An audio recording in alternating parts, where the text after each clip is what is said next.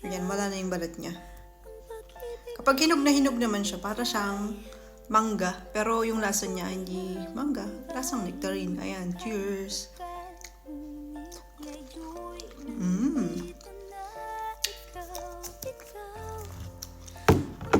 Sarap. Ang sarap!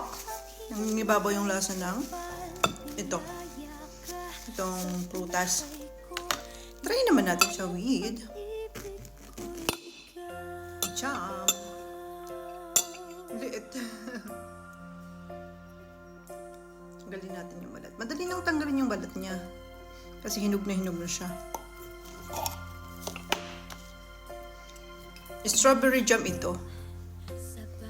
Cheers!